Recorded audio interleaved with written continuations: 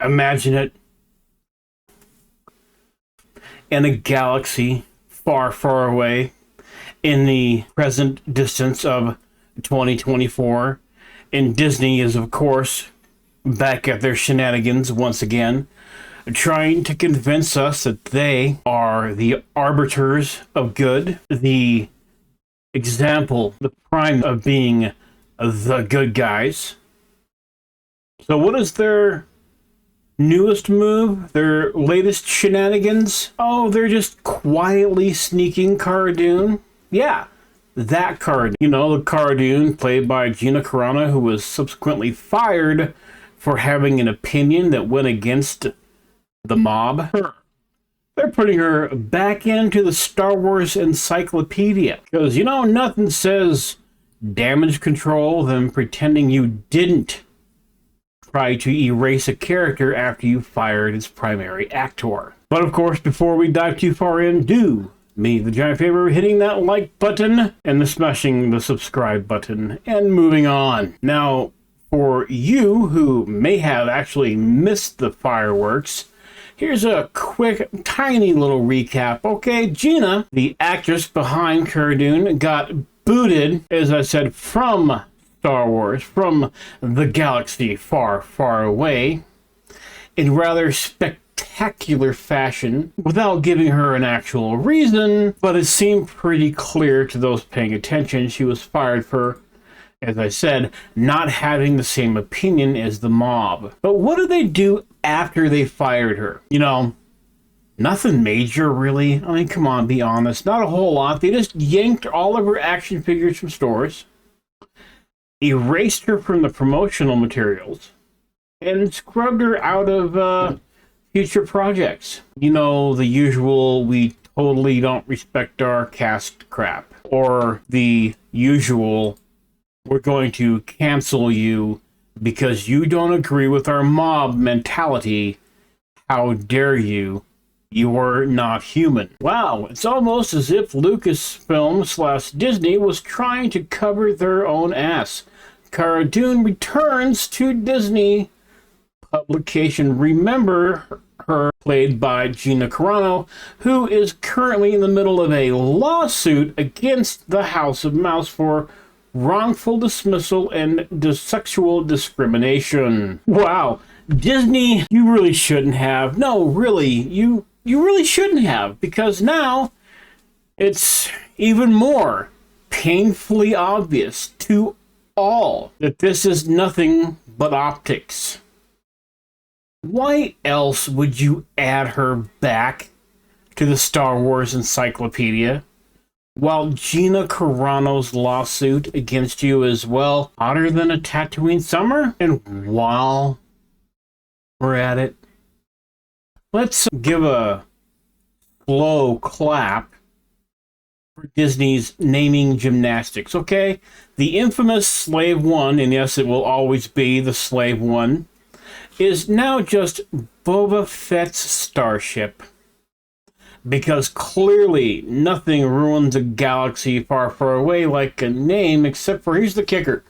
Here's the weird part, okay? When the ship first appeared in the book, it technically belonged to Jango Fett, not Boba.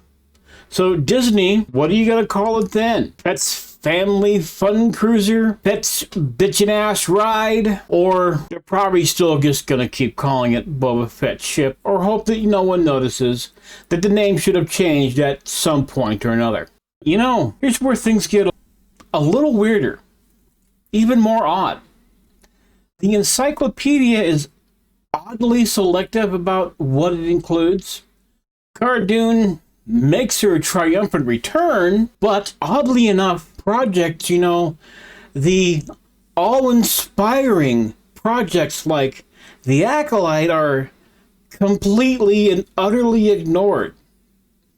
Same going for the upcoming Skeleton Crew, Tales of the Empire, Jedi Survivor, and most of Outlaws.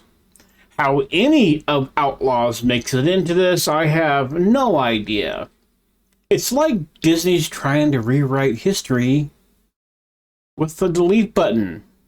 And why is that in no way surprising to anyone? You know, Disney, if you're going to give us a history book or encyclopedia, something that's supposed to give us the knowledge to know what's going on in the Star Wars Disney universe, because it's such a clusterfuck,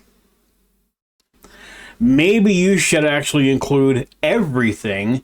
That way, the people who might actually want to catch up on the galaxy far, far away that's been shit on by the House of Mouse can.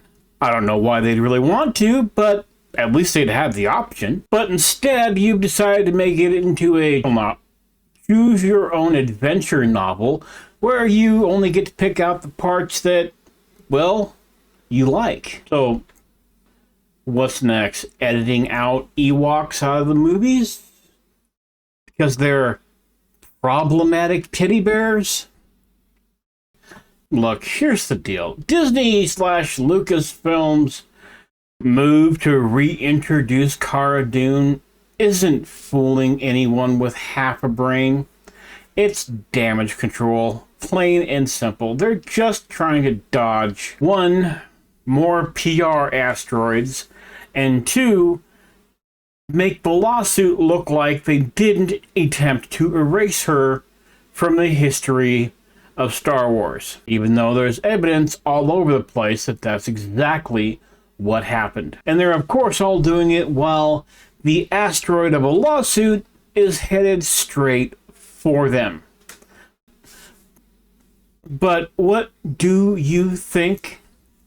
Is this Disney just trying to save their ass? I'd say yes.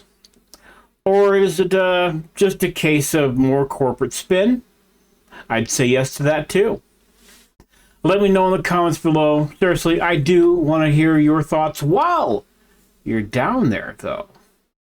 You can smash the like button and the subscribe buttons. They're free, don't cost you anything, and make me feel all fuzzy inside. And if you're feeling up to it, do me a favor and check out more galactic size hot takes. Thank you for watching. Stay critical, stay curious. And remember, in the galaxy of entertainment, always question the mouse.